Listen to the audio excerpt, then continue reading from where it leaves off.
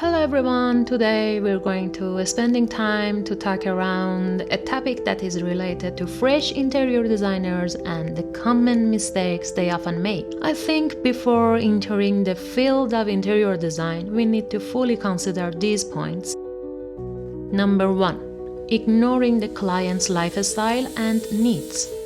Many new designers focus too much on aesthetics, colors, layouts, trends, without truly understanding who they're designing for. For example, creating a stylish but fragile living room for a family with kids or pets. Always begin with a detailed client interview, understand their routines, habits, and how they actually live. Number 2.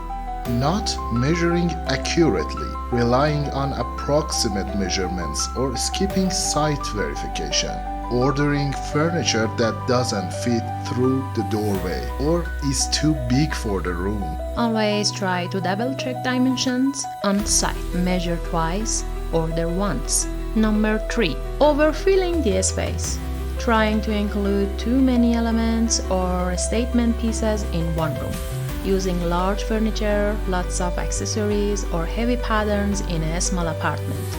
Leave breathing space. Negative space is part of the design.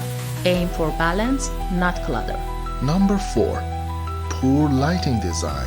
Treating lighting as an afterthought. Relying only on ceiling lights, making the space feel flat. Plan ambient, task, and exit lighting layers.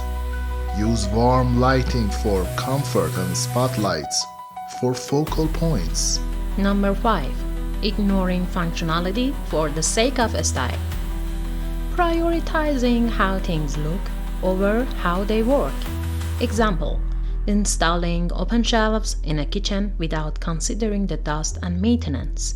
Every design decision should pass the functionality test. If it doesn't serve the user, it's not a good idea.